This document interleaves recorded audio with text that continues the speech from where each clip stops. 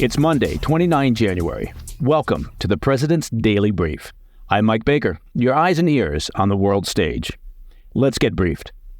First up, 3 U.S. troops have been killed and dozens were injured in an attack by an Iran-backed militia in Jordan this weekend. The first U.S. fatalities after months of strikes by Iranian-proxies against American forces across the Middle East. We'll dig into the details. Later in the program, we'll turn our focus to the fight over the U.S. southern border. The White House is working with a small bipartisan group of U.S. senators to reach a deal on new legislation that could limit the number of illegal migrants allowed to enter the country. We'll take a look at why House Speaker Johnson is calling the proposal, quote, dead on arrival. Plus, red state governors are looking to send more manpower to Texas to assist the Lone Star State in its efforts to shore up our border with Mexico. And finally, in today's back of the brief, the Pentagon's funding for Ukraine's efforts against the Russian invasion may have run out, but the White House may have found a new way to bypass congressional objections and keep the flow of arms moving into the war-torn country. But first up, the PDB spotlight. 3 U.S. service members were killed and 25 more were wounded at an American base in Jordan in a suicide drone attack launched on Saturday night. A U.S. official said the drone struck living quarters for the troops, which contributed to the high number of casualties. Now, many of you might be surprised to find out that we even have troops in Jordan. The U.S. presence there is not well publicized. The attack was carried out at a small outpost which is located in northeast Jordan, near the nation's border with Syria, where U.S. forces have worked with local partners combating Islamic State militants. Tower 22 is basically a logistics hub and hadn't previously been targeted in the recent series of Iran-backed militia attacks, which might be why troops there could have been caught off guard. Needless to say, but I'm about to say it, this is a major escalation. And the White House, well, they need to have an appropriate response in a timely fashion. This is the first time American troops have been killed in months of drone and missile attacks on U.S. forces in Iraq, Syria, and now Jordan that began not long after Hamas's October 7th attack on Israel. In a statement released following the attack, President Biden said, quote, "We will hold all those responsible to account at a time and in a manner of our choosing," end quote. Biden added that while the U.S. is still gathering the facts of this attack, we do know it was carried out by radical Iran-backed militant groups operating in Syria and Iraq. The most likely culprit is the so-called Islamic Resistance in Iraq. That's an umbrella group of pro-Iranian militias that have already claimed responsibility for a number of attacks against U.S. bases in Syria in recent months. But returning to President Biden's comments, if the plan or intention is to hold those responsible to account, well, that would start with the Iranian regime and the IRGC.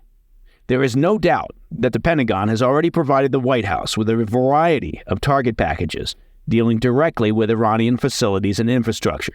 Now, it's fine to say that the U.S. doesn't want to escalate, but Iran already has and will continue to provoke and attack U.S. and allied facilities through their proxies unless the regime itself is dealt with directly.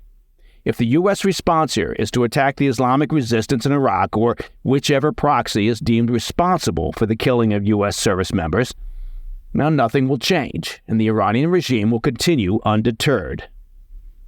Okay, turning our attention to Israel and the ongoing conflict there, it seems the Biden administration is exploring new diplomatic strategies to influence the Israeli government.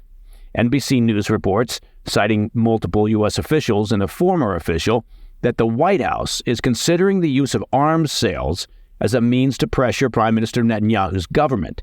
The aim here is to encourage Israel to respond to persistent U.S. appeals from the White House for a reduction in its military operations in the Gaza Strip. The White House has directed the Pentagon to evaluate potential weapons sales to Israel that could serve as bargaining or leverage chips. Among these are artillery rounds and Joint Direct Attack Munitions, JDAMs, kits that transform unguided bombs into smart precision-guided weapons. Now, as of now, no final decisions have been made on this matter.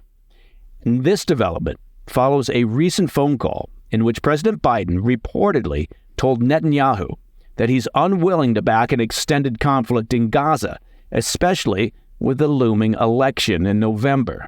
According to a White House advisor who spoke to Axios, there is a growing concern with the administration about the potential alienation of young voters in the U.S., many of whom have expressed disapproval of the administration's stance on the war in Gaza, and by that, they mean disapproval of the White House's support of Israel. Well, there's nothing like letting domestic politics and concern over losing the presidential election determine your foreign policy and national security decisions. All right, after the break, we'll turn our attention to the U.S. border as the White House pushes new legislation to limit the number of migrant crossings, and Republican governors call up reinforcements to boost Texas's efforts to stem the tide. Welcome back. I want to turn our attention now to the debate of the U.S. border, where it looks like the Biden administration and a handful of senators are trying to negotiate a deal that would ostensibly resolve the standoff between Texas and the White House, although not actually fully resolving the border and immigration chaos. While we don't have the text of the proposed legislation yet, some details of the deal have been made public, and to be honest, they seem, well, perhaps the word is convoluted. According to reports, the legislation would empower the Department of Homeland Security, DHS, to shut the border if the number of migrants without prior authorization exceeds an average of 4,000 daily, that's daily, over the course of a week. The legislation reportedly becomes even more strict if the daily average surpasses 5,000 migrant crossings. In such cases, DHS would actually be obligated to close the border to those entering illegally and outside of designated ports of entry. Now, in case you don't feel like doing math today, setting the daily quota at 5,000 per day equals, on average, 150,000 per month, or 1.8 million per year. The proposal would still allow individuals fleeing torture or persecution to remain in the United States. President Biden has thrown his support behind the bill, mainly because the Democratic strategists worried about the November election need the optic of the president doing something about the border. On Friday, Biden called the legislation the, quote, toughest and fairest set of reforms possible and vowed to shut down the border the day he signs the bill. Well, a couple of points here. He could shut the border down today with executive action, similar to what the previous administration did. And since nobody outside the small group of senators that are cobbling this deal together has any clue what the actual text says, the lack of transparency has made politicians and voters on both sides of the aisle somewhat skeptical. If it's such a good deal, how about releasing the actual text for all to read and assess? Despite the White House's promise, the legislation faces an uphill battle. While it might find favor in the Senate, House Republicans have already dismissed the proposal outright. U.S. House Speaker Mike Johnson warned the deal is, quote, dead on arrival in its current form. In a letter to his Republican House colleagues, Johnson wrote, quote, I am emphasizing again today that House Republicans will vigorously oppose any policy proposal from the White House or Senate that would further incentivize illegal aliens to break our laws, unquote. Johnson also pointed out that it has been 9 months since the GOP-led House passed its own border legislation, which would narrow asylum eligibility, mandate employers to electronically verify the immigration status of their workers, and restart border wall construction. Of course, that legislation faced considerable opposition from Democrats and was never taken up by the Democrat-controlled Senate. The legislation is also being blasted by former President Trump, who aims to make border security a centerpiece of his 2024 presidential campaign. Trump told a crowd in Las Vegas that the proposal is a, quote, open borders betrayal. Now, it's unfortunate, not to mention completely expected, that both sides would be playing politics with an issue that is central to national security. The Democrats in White House are only now worrying about the issue because, well, it's an election year, and because it's becoming a political problem in Democrat-run sanctuary cities around the country, where the influx of migrants is straining city resources and upsetting residents who are beginning to feel like the government cares more about illegal migrants than U.S. citizens.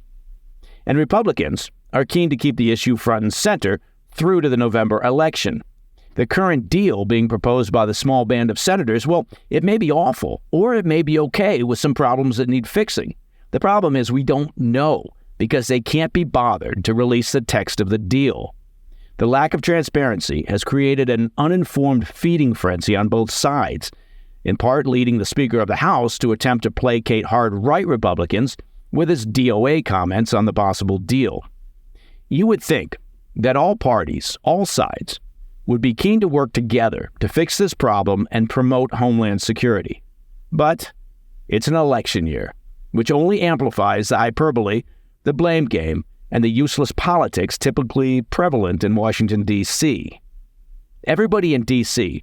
needs to unass the fading couch and act like they work for the citizens of this country. Fix the problem and quit worrying about your own electability. All right, continuing with our coverage of the crisis at the border, 25 Republican governors have now publicly stated their support of Texas in their standoff with the federal government. As we reported last week, a joint statement by the red state governors read in part, quote, "We stand in solidarity with our fellow governor, Greg Abbott, and the state of Texas in utilizing every tool and strategy, including razor wire fences, to secure the border," end quote. However, the support of some states is going beyond strongly worded public statements. Some governors are actually sending reinforcements. Idaho Governor Brad Little is sending 2 teams of Idaho State Police troopers to the Texas-Mexico border. This is in addition to 2 teams of troopers the Idaho governor sent back in May of 2023. Little said the troopers will assist with controlling the border and with learning tactics on policing human trafficking. Now, full disclosure, I know Governor Little, and he's a good, hardworking man. In addition to Governor Little's promise to send Idaho law enforcement, the state of Florida is preparing to potentially send members of the Florida State Guard to help out at the Texas border. This is a significant development, as the Florida State Guard is controlled directly by the state. A little background on the Florida State Guard. It was initially set up during World War II to replace Florida National Guard members who were then deployed overseas. It became inactive in 1947, but was reactivated by Governor DeSantis in 2022, leading some critics to claim DeSantis was trying to establish his own personal army. And really, who doesn't want their own personal army? However, the reason this is a big deal is that the Florida State Guard can't be federalized.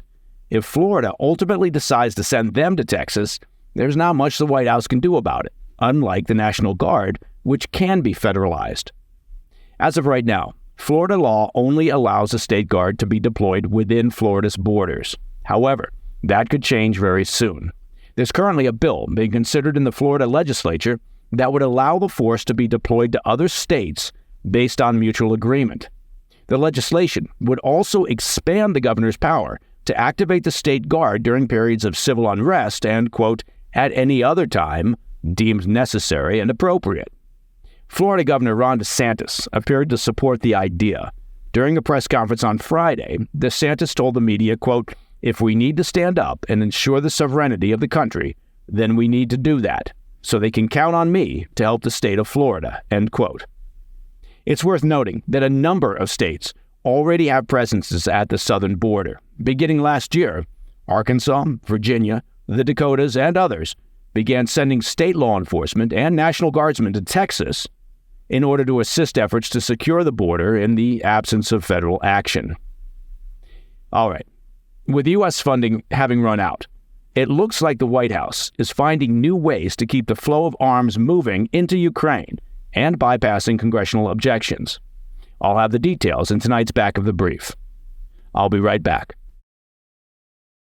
In today's Back of the Brief, despite the fact that U.S. funding for Ukraine has now officially dried up, the Biden administration appears to have found a creative way of keeping arms and equipment flowing to the Ukrainian military.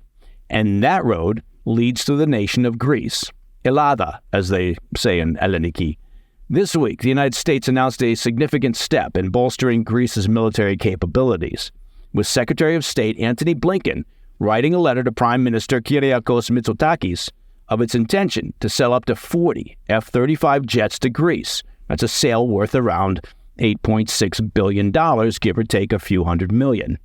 The U.S. also agreed to hand over a variety of other surplus items to Greece, including spare aircraft engines and 60 Bradley infantry fighting vehicles, all free of cost.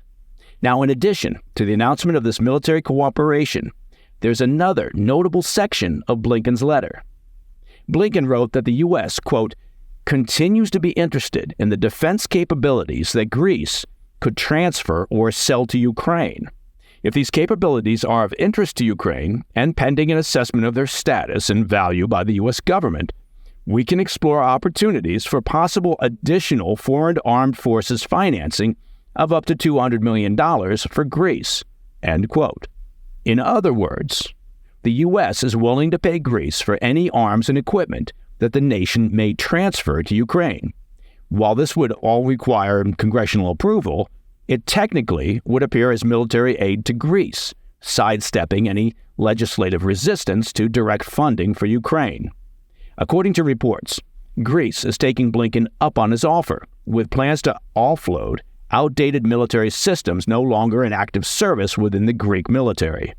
Athens has sanctioned the transfer of these systems, which could be pivotal for Ukraine's defense needs, particularly as resources from the U.S. and the EU have slowed.